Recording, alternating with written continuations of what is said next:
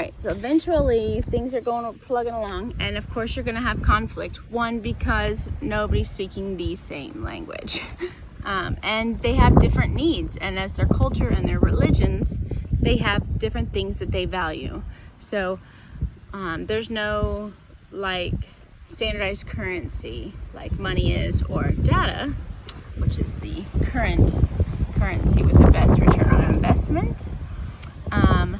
And they have to decide first on, like, all right, is 13 gonna be our number system like the Mayans, or is it gonna be and 12, or is it gonna be 5, or is it gonna be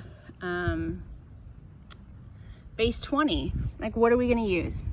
Well, everybody was born with, well, the majority of people were born with 5 fingers, right? And so 5 was a common one, and then you have 2 hands, so 10, okay? And that is how base 10 came to be. The numbers in base 10 are 0, 1, 2, 3, 4, 5, 6, 7, 8, 9, okay? 0 came to an acceptance much later.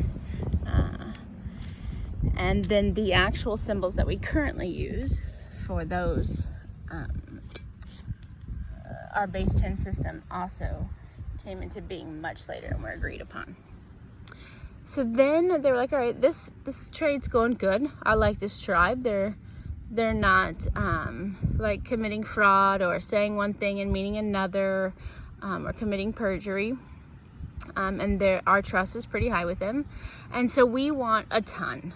Okay, we want a whole bunch of these shells because we like to use them for jewelry, we like to use them for decoration, we like to use them, let me find you a really big one, like really big conch shells make noise, and that particular sound is very valuable in a lot of cultures and societies.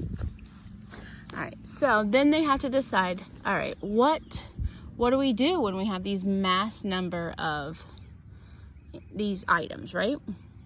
Okay, so here we have 1, 2, 3, 4, 5, 6, 7, 8, 9, 10.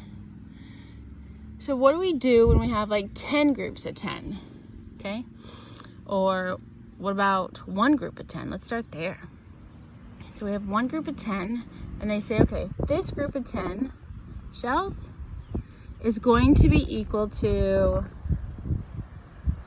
and both tribes, and it takes a long time because they don't speak the same language, and there's not a written thing, there's not like written numbers, there's not really written letters, it's more hieroglyphics and graphics and sounds.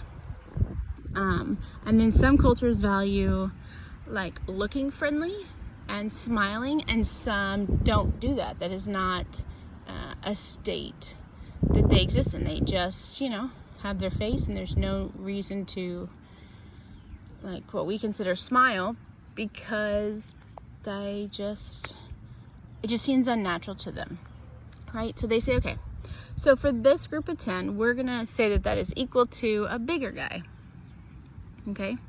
And then so these two they agree, you know, those two are equal. And then they say, okay, well, what happens if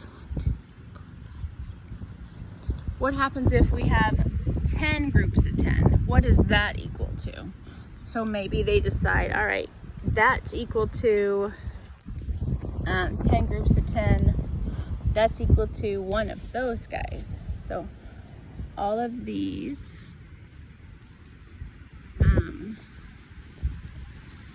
would be equal to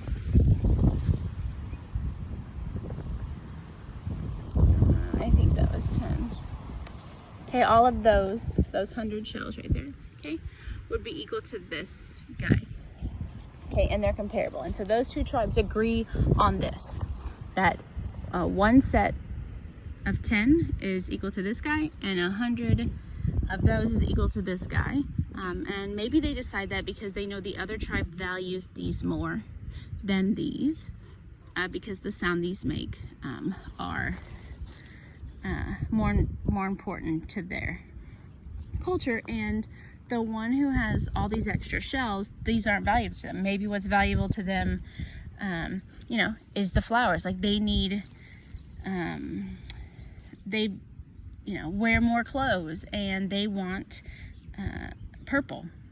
And so purple was the hardest color to make, and it was the most expensive.